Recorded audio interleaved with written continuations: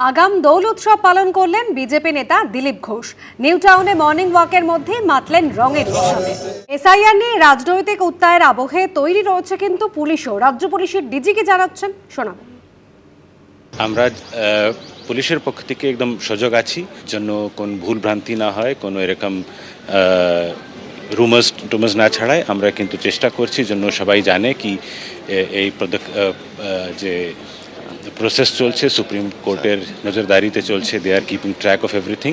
আমরা ইনশিওর করব, আমরা পুরো জায়গায় প্রপার ডিপ্লয়মেন্ট রাখবো, যেন পাবলিকে কোনো অসুবিধা না হয়। নির্বাচন কমিশনের নতুন নির্দেশিকা, এসডিওর দেওয়া ডোমিসাইল সার্টিফিকেট গ্রহণ না করা এবং জুডিশিয়াল অফিসারদের প্রশিক্ষণ সহ একাধিক অভিযোগ তুলে গতকাল ফের সুপ্রিম কোর্টের দ্বারস্থ হয়েছে রাজ্য সরকার। আর শুনানিতে সুপ্রিম কোর্টের প্রধান বিচারপতি বললেন, প্রতিদিন এভাবে আদালতে এলে তো আমাদের পক্ষে মুশকিল।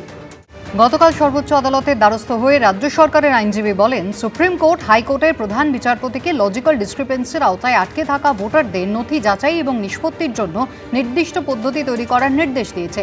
সেই নির্দেশের পরেও হাইকোর্টের প্রধান বিচারপতিকে না জানিয়ে জুডিশিয়াল অফিসারদের জন্য নির্দেশিকা জারি করছে নির্বাচন কমিশন। তিনি দাবি করেন, কোন নথি গ্রহণ করতে হবে আর কোনটা গ্রহণ করতে হবে না সেই সংক্রান্ত নির্দেশ দেওয়া হচ্ছে। এসডিওদের দেওয়া ডোমিসাইল সার্টিফিকেটও গ্রহণ করতে বারণ করা হচ্ছে। মমতা বন্দ্যোপাধ্যায়ের আইনজীবী অভিযোগ করেন, জুডিশিয়াল অফিসারদের ট্রেনিং দিচ্ছে কমিশন। বিচারপতি জয়মাল্য বাগচি পাল্টা প্রশ্ন করেন, নির্বাচন কমিশন প্রশিক্ষণ না দিলে কে দেবে? এদিন রাজ্য সরকারের আবেদনের ভিত্তিতে নতুন কোনো নির্দেশ দেয়নি সর্বোচ্চ আদালত। কোনটা গোপন দিলাম এটা বলতে হবে না, কে গোপন দিচ্ছে, কখন গোপন দিচ্ছে, কে অ্যালিগেশন দিচ্ছে, আমাকে তো কেউ বলেনি। আমি সিও আছি এখানে। প্রধান বিচারপতি গতকাল বলেন, আমাদের আগের নির্দেশ দিনের আলোর মতোই স্পষ্ট। দয়া করে ছোট ছোট অজুহাত দিয়ে এসআইআর প্রক্রিয়া আটকে দেবেন না। জুডিশিয়াল অফিসারদের কাজ করতে দিন, তারা জানেন তাদের কি করতে হবে। তারা স্বাধীনভাবে কাজ করবেন, নথির ওপর ভিত্তি করে সিদ্ধান্ত নেবেন। পাশাপাশি প্রধান বিচারপতির নির্দেশ, সুষ্ঠুভাবে কাজ শেষ করার জন্য জুডিশিয়াল অফিসারদের একটা অনুকূল পরিবেশ তৈরি করে দেওয়া নিশ্চিত করতে হবে রাজ্য সরকার এবং বাকি পক্ষদের।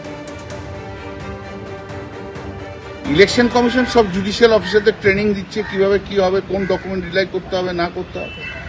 ওরালি সুপ্রিম কোর্ট যেটা বললো, সুপ্রিম কোর্ট জুডিশিয়াল অফিসাররা আমাদের ইনস্ট্রাকশন অনুযায়ী চলবে।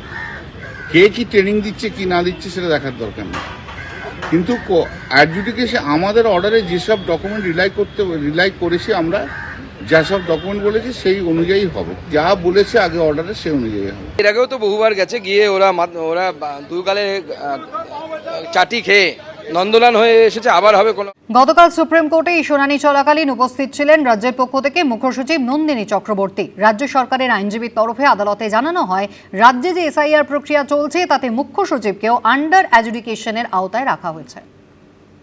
চিফ সেক্রেটারি ভোটার লিস্টের নাম থাকবে কি থাকবে না, তার কেস যদি আন্ডার অ্যাডজুডিকেশন হয়, তাহলে পশ্চিমবাংলার সব মানুষ তো আজকে ইয়ের মধ্যে রইল, বিপদে রইল। এবিপি আনন্দ, এগিয়ে থাকে, এগিয়ে রাখে।